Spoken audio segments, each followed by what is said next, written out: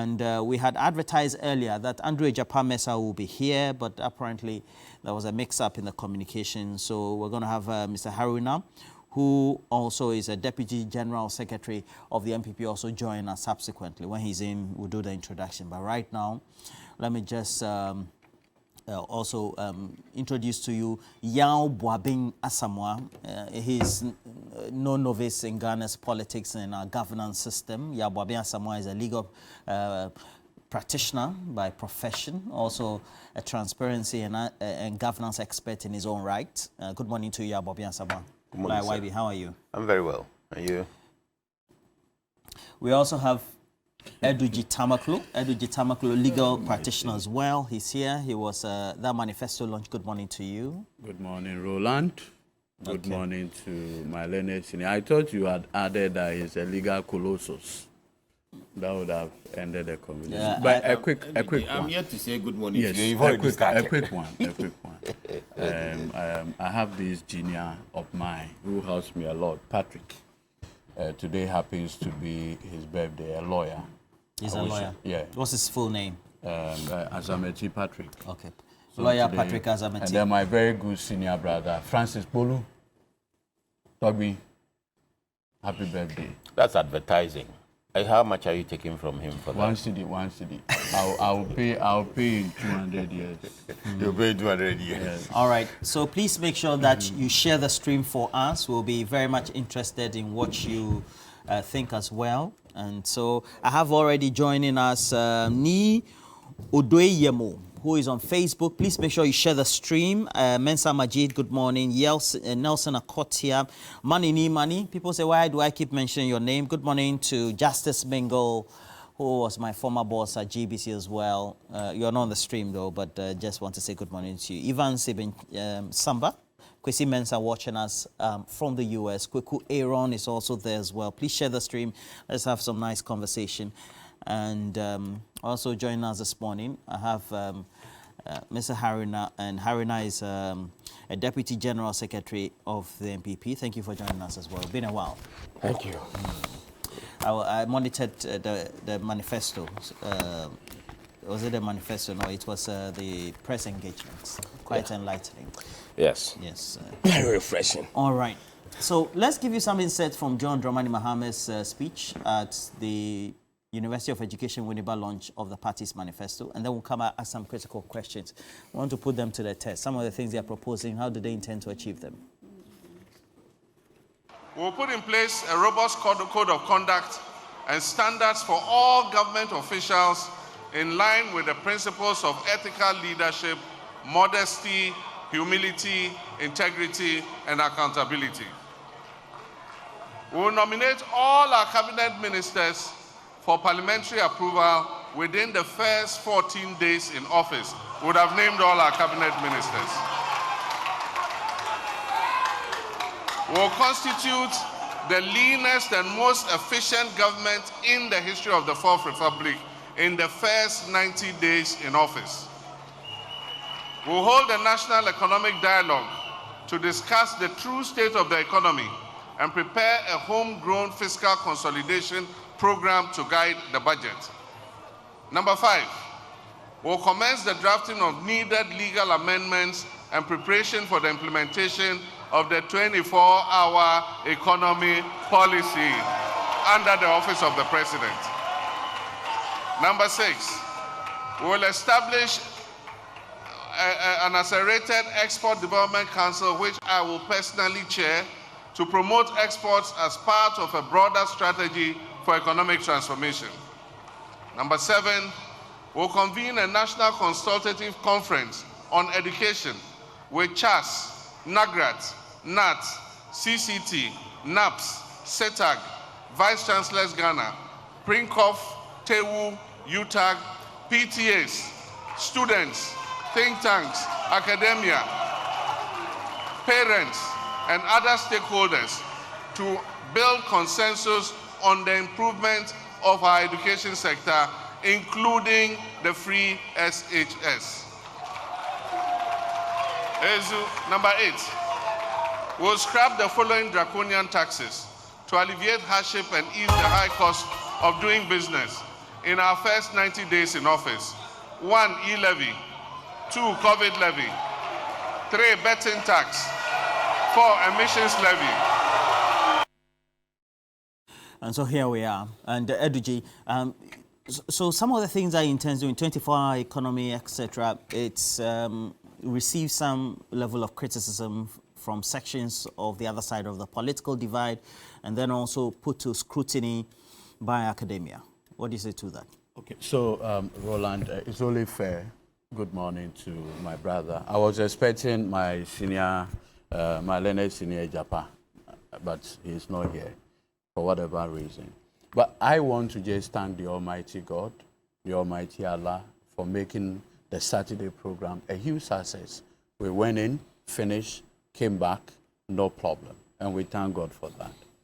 The traditional authorities who allowed us to use their land for the manifesto launch. And I'm very confident that all our ancestors will be with us for victory come December 7, 2024. That said, if you listen to H.E. John Dramani Mahama, beyond the 24-hour economy policy that he talked about, he had also, in a very clear term, laid out what you call his plan, programs for the benefit of resetting the Ghanaian economy from the unbridled borrowing, the untold hardship that we have suffered in the past 7 years, 8 months. Now, what H.E. John Dramani Mahama is saying is what I would liken to how Europe looked like after Second World War. And that it has to take the then U.S. Secretary of State, George Marshall, to come out with the economic recovery plan that by 1950, most of Europe has started recovering. That is the kind of strategy, plan, programs that H.E. John Dramani Mahama is coming with. We're already before the IMF. That's a recovery plan. Now, you notice that the IMF program that we entered into, the most recent one, we went to the IMF at the point where we had got into emergency situation. So that's a different conversation altogether. But the point I'm making is that when you have an economy that we are seeing currently, you need a robust recovery plan. Now, H.E. John Dramani Mahama intends to do this by first, and one thing about what happened on Saturday is that he gives you timeline. The essence of timeline is to ensure accountability, so you can hold him accountable to his words. And so he says that within the first 90 days, within the first 120 days, this is what Meaning what? He gives specific timelines. Timelines. He wants you to hold him account. The people who do not want accountability do not want to set time for themselves, so that after 7 years, they'll come and tell you that we are building, we are doing this. No, he says, I'm giving myself this timeline. Now, he says that I am going to summon an economic consultative process immediately, as somebody would say, immediately at once. And the essence of that is to harvest the numerous talents, minds that Ghanaians have. There's one thing about John Dramani Mahama, beyond his credibility, the fact that he's trustworthy, is also the issue that he does not come across as knowing it all. The Kokwanansi behavior, no. He believes that bringing all of us together is good for us to harness talent, to manage this economy for all and not a few. That's important. The other thing too is that when it comes to the 24-hour economy policy program, we believe that it's going to be the strongest catalyst. And he says it's going to be under his direct supervision. Very important. The other issue, and I want to name this one, the free university academic fees for first year student. Very key. And when so meanwhile, they're not going to pay academic user facility fees? No, academic fees is different from academic user. That one is just a small component. Okay. So once you are given your 2,000 cedis to pay, government of Ghana is going to give that money to the student loan trust to give to the universities as grants. As grant, complete, done, and dusted. And we are saying that we do not also want to affect the university's ability to do what they call internally generated fund. We will not undermine that at all. The other thing that I want all of us to look at is that, look, in every household, you have a mother who is an entrepreneur. But capital formation and acquiring capital by women is extremely difficult. Because mostly, the people who have the collateral tend to be the men in the family. So we are coming out with the Women National Development Bank. And the essence of this bank is to ensure that women get the needed facility. In fact, National Women Development Bank. Yes. If you look at our population structure, women top the highest. Meanwhile, in terms of economic empowerment, they suffer. So this is a tailor-made program for our women. Then the issue of leveraging on technology, the 1 million coders program. If you look at our 2020 manifesto, it featured prominently. I noticed that the MPP, for the first time in their manifesto this time, have decided to copy what we did. But that's fine. We believe in sharing ideas. Well, I'll ask Arena whether that's true. So that's perfectly okay for us. Now, he's also said that within that 120 days, this number of taxes are going to be what? Scrapped, abolished. No libi-libi, no laba-laba. One, e-levy. And if you recall, as early as April 2022, at Kempiski, H. John Dramani Mahama made a promise that I am going to abolish the obnoxious e-levy that Akufo-Addo and Bawumia introduced against all resistance. They said, no, we will do it. Whether you like it or not, we will introduce e-levy. John Mahama is going to abolish it. Two, the betting tax, he is going to abolish it. Very, very important tax that we need to abolish. In fact, when I speak to the investors out there, I call them investors. They will tell you. Who are the investors? The bettors. Okay. The patrons. Yes, they are called investors. And they will tell you that they do not understand why Akufo-Addo had failed to provide them job. He had failed to provide them opportunities. And the little money they get from their bet, he wants to take 10% out of it. The other thing is the obnoxious COVID-19 levy. Do you know that today, effectively, VAT is now 21%. In fact, if you do the output VAT, it's almost 22%.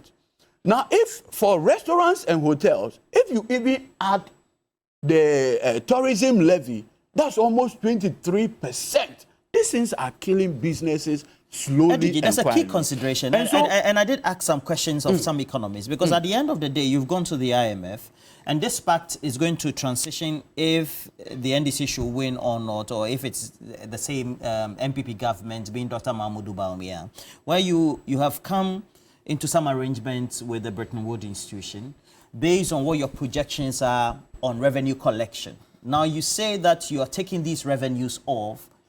What are going to be the substitutions, or what are the trade-offs? Okay, so you must always understand that an IMF program is not cast in iron. Okay. The IMF programs are always subject to review. And so, you can always speak to the IMF. And you see, they are interested in protecting their investment. But they do not also want to suffer issues relative to governance. And so it's a matter of sitting down. The only challenge is that this particular IMF program was negotiated at the time where the economy had collapsed. So the terms are onerous. That is significantly different from many of the IMF programs. So you're saying there could be variations? Absolutely. Right. And these are people who understand. So just to wrap up on I'll give you 30 seconds on that. So H. John Dramani Mahama is talking about immediate economic recovery. Now, what is also key is the question of accountability. the pervasive corruption, the maladministration, the PDS, the spare parts, the ambulance spare parts, where the president's direct family member and son-in-law gets over $34 million contract. Now, do you know that the city equivalent of that $34 million, okay, is enough to pay the first year fees? Do you know that? Today, we are saddled to pay almost $130-something million to a company called Trafiguera for that obnoxious termination of the GPGC contract. That money alone is over 1.something billion. So you're talking about prosecutions, actually. Beyond that, all right, recovery. And that is where John Mahama is coming out with the oral operation, recover all looted assets. That is oral is what? Operation recover all loots. Mr. Mohammed, at the end of the day, you also have brought your manifesto. And of course, many of these outline policy propositions were even espoused by the Vice President during the press encounter yesterday. That means that it's almost a given, right? The policy propositions of the NDC supersede the MPP. Is that a question that is fair to ask? Thank you very much, Roland. I first and foremost will say good morning to your cherished viewers out there and my co-panelists, especially my former boss, Yao Bobia Samoa. We are very grateful to have come back to have discussions here, and we expect that we would have fair reportage, balanced journalism in terms of how... if you don't want to appear on TV, get up and walk out. Where are you? Who deserves fair reportage?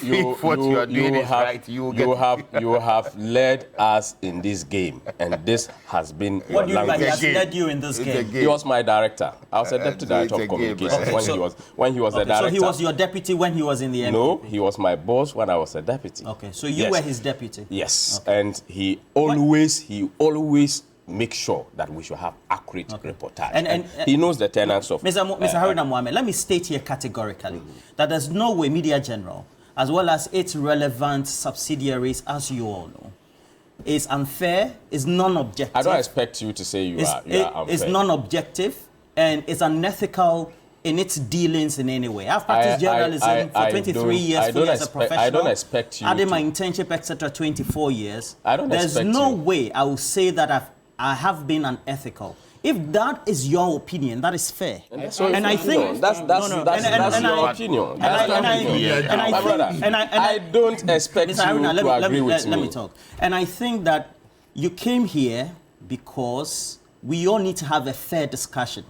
And that's why I'm calling for the fair discussion. And as a reputable media entity, if not the leading or one of the leading entities right here in our republic, transcending even our borders, we have been able to couch that credibility to say that being fair, being ethical is what we do.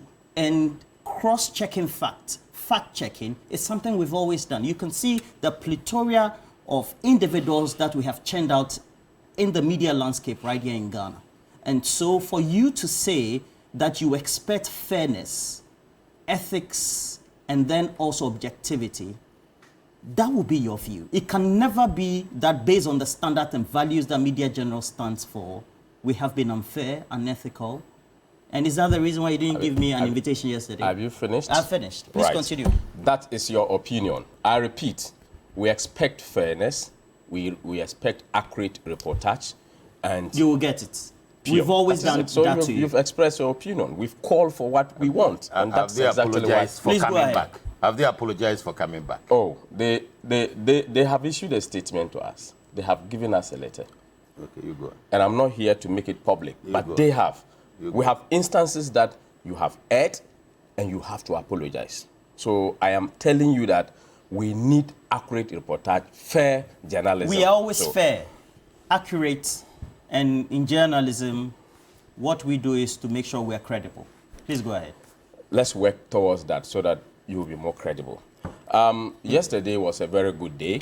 I want to use this opportunity to thank His Excellency, the Vice President of the Republic, and the flag bearer of the New Patriotic Party for the 2024 general elections. I've listened to my brother from the NDC.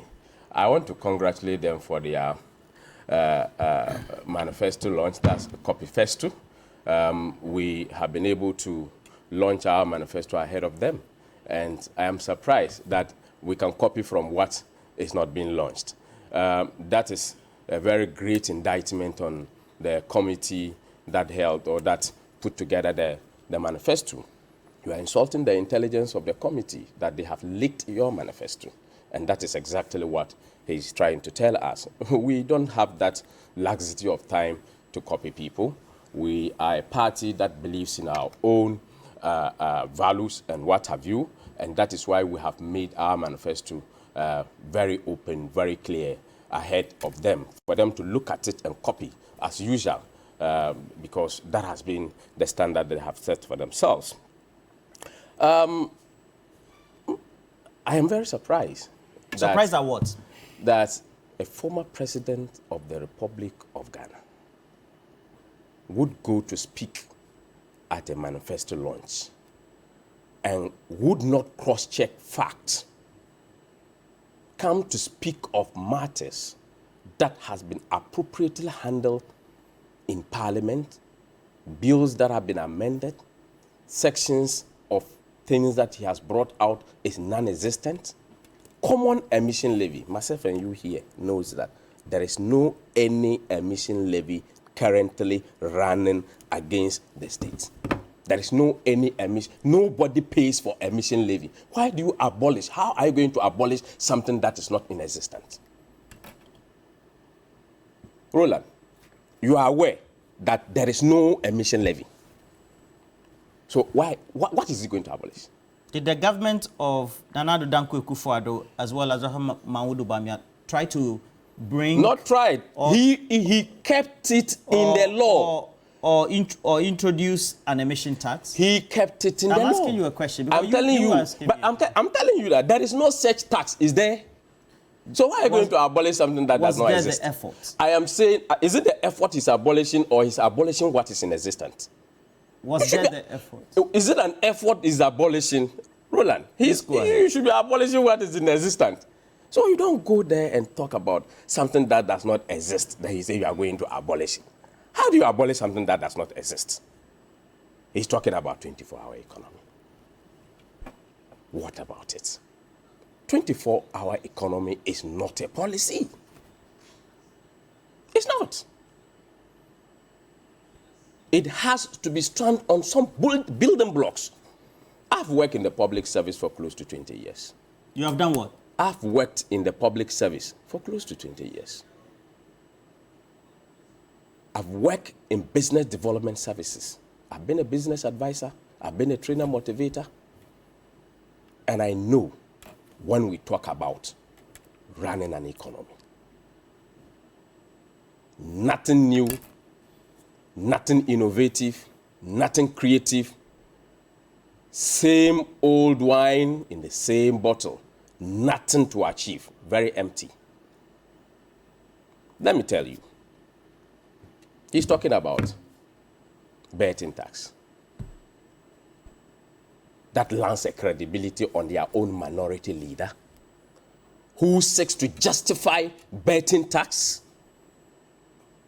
His own minority leader, up to today, still stands on the fact that people should be taxed by betting.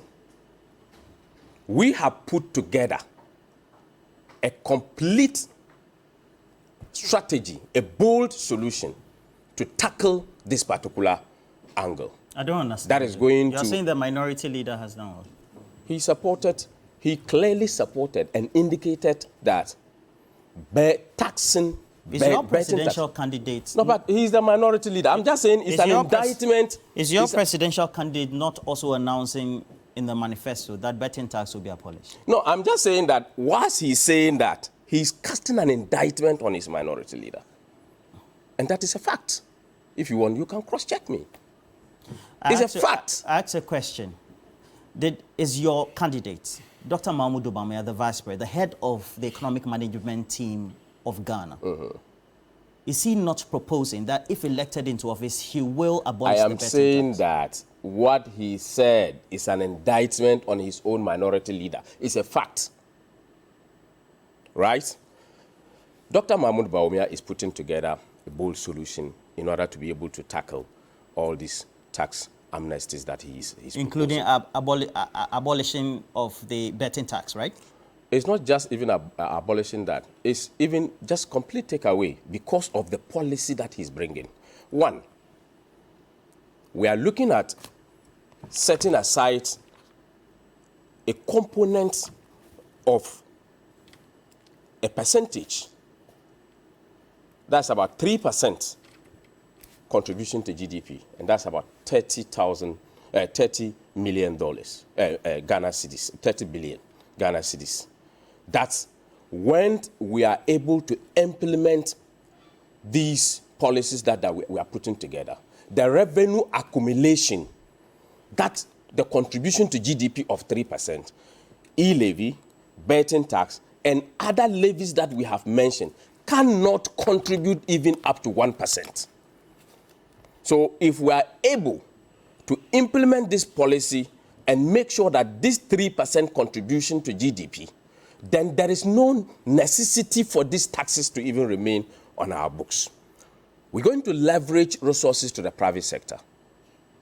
The private sector will be supported, will be given the enabling environment to be supported to be able to take up development drive within the state of governance. With improved tax regimes. With improved tax amnesty and tax regimes, where private sector will have the opportunity to strive and to help government. And government will channel the other resources that would have been used in that particular sector to create jobs and to create wealth.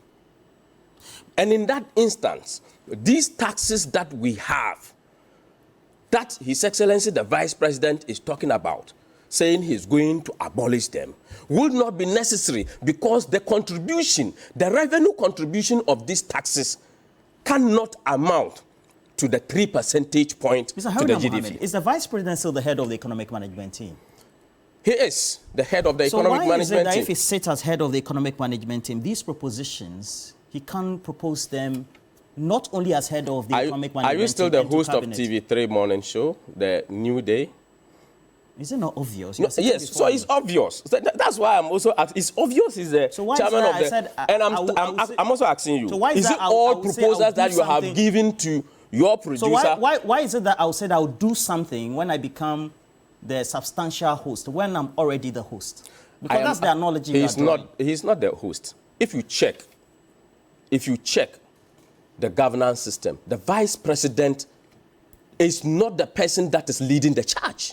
You know it. There is no constitutional backing to economic management team. He is a lawyer. He knows that. My senior here knows it.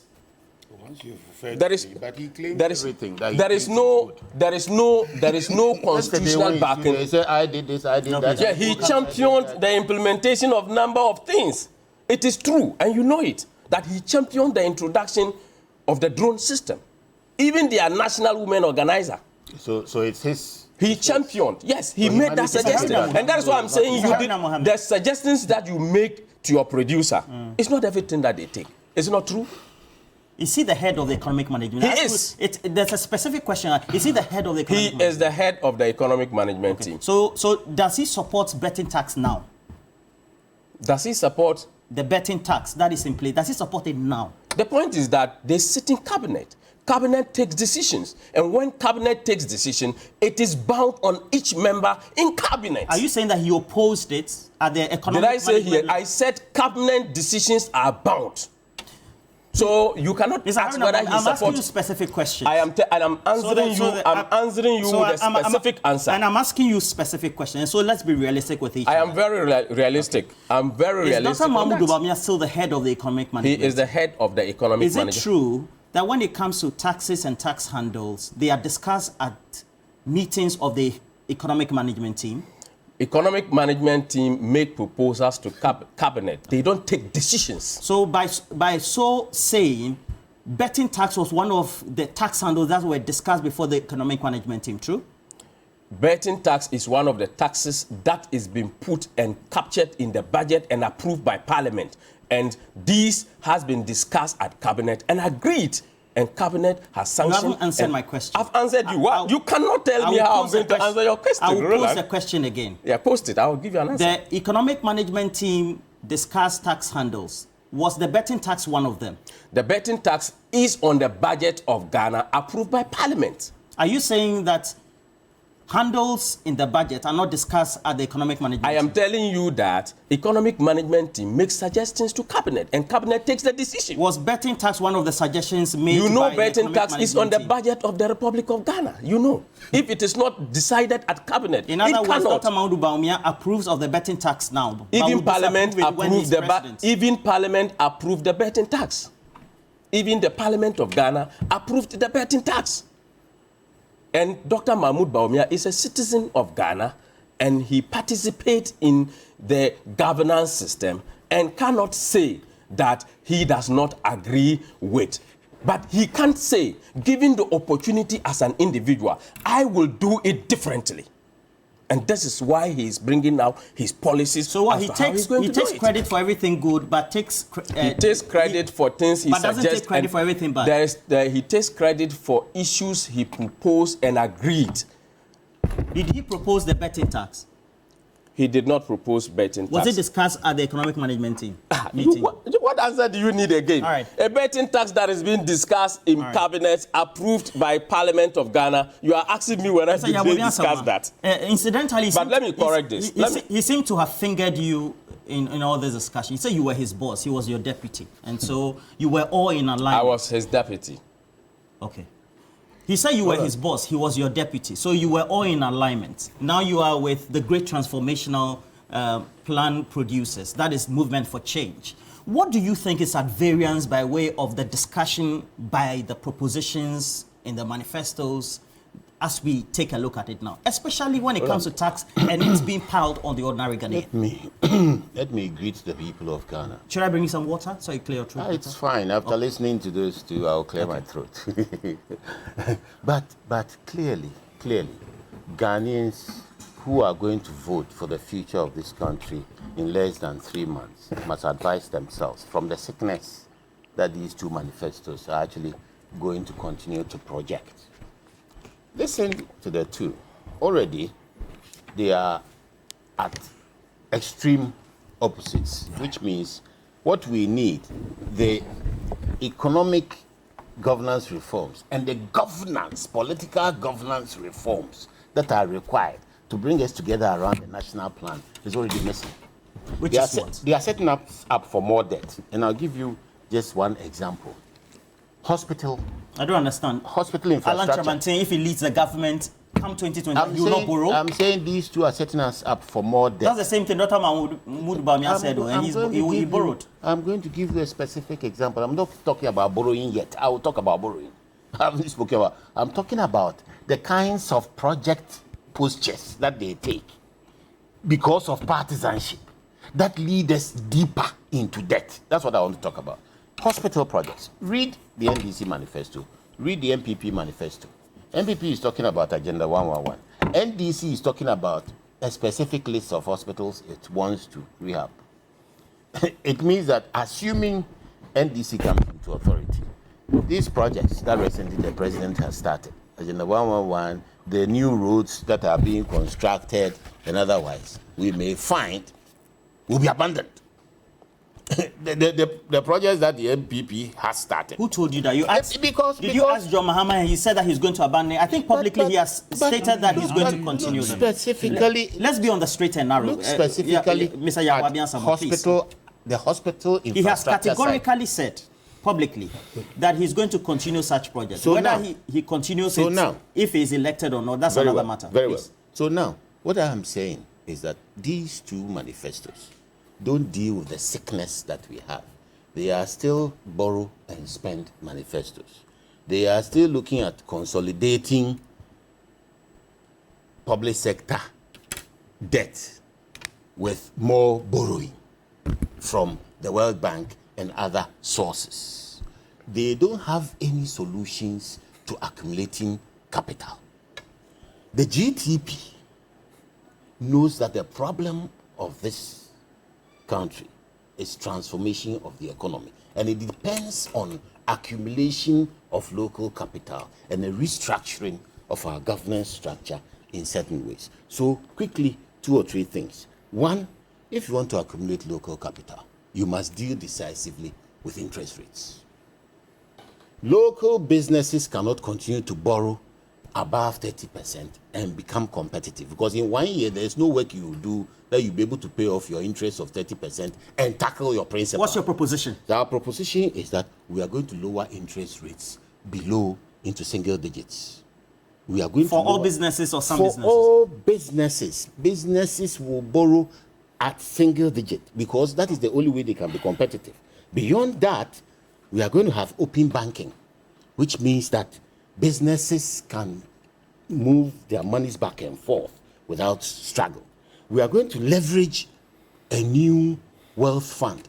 The wealth fund will bring together all the existing capital funds that we are trying to build individually and separately into one consolidated wealth fund, which will be listed on the Ghana Stock Exchange and will be leveraged to build capital. We are going to expand the Ghana Stock Exchange by offloading the 30% SOE sector. The SOE sector that is scaling government finances, 30% of public accounts that are not accounted for or brought into the public accounts effectively. We are going to offload it onto the stock exchange. But the interesting thing is that we are going to have employee shareholding schemes. So instead of selling 5-6 hotels to a politically exposed person, an individual, you give out the shares. Employee shareholding schemes run through the stock exchange. You are building Ghanaian capital. You are building an inclusive economy. Okay? We are going to cancel sole sourcing. I don't understand. Sole sourcing. Sole sourcing. You are a lawyer. Have you read the Public Procurement Act? Yes. Sole sourcing under specific terms, and we have the benchmarks in there, is allowed by the Public Procurement Act. So what are you saying? Listen to a document sent to the World Bank in 2014. Let me see. By the NDC. Economic and Financial Policies let me see. For the medium term. Then you read it yourself. See, go to page 22 and read paragraph 97. Page 22, paragraph what? 97. But read the cover to satisfy yourself as authentic document. Economic and Financial Policies for Medium Term prepared by the government of Ghana. 2014. This is John Mahama. Certainly. Read paragraph 97. Okay.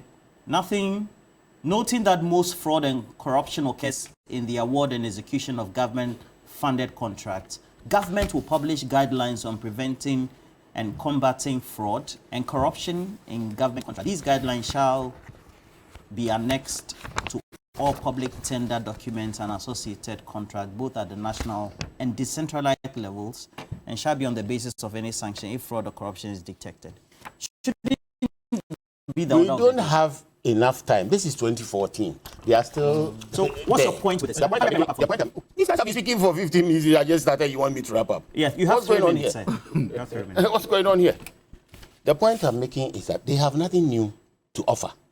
2014, we were talking about doing anti-corruption this way, and we still have the same public procurement approach. We still have the same opportunities for public procurements. We still have excessive public procurement in the promises that they have made, where it appears government is positioning itself to continue to share contracts and try and build wealth. So we are saying that wealth building is a private sector thing, and I have given you the structures that we are going to use. When you come to the governance side, in corruption, and I started by telling you that we are going to abolish sole sourcing. We are going to use the public procurement law constructively and inclusively to bring Ghanaians on board by doing procurements through preferential arrangements with business associations in Ghana, across board, so that it is inclusive. We are not going to hide in rooms and give out contracts to individuals. That is what we are going to do. Our anti-corruption agenda will bring incumbency accountability, because we are going to bring together all the rules, scattered rules in different institutions into one law, beef up the law to include all the issues of cronyism, nepotism, conflict of interest, influence peddling, and all those things, invest it in one institution with constitutional authority, because we are going to review the constitutional mandate of the Attorney General, take away the anti-corruption part of prosecutions, invest it in an anti-corruption czar within the constitution, and leave the rest of So there's going to be an prosecution. ombudsman, separate. It's not an ombudsman, it's an anti-corruption czar. Ombudsman implies We already have rights. the OSP. Yes, we are going to get rid of the OSP because this is stronger than the OSP. The OSP has delegated authority from the Attorney General.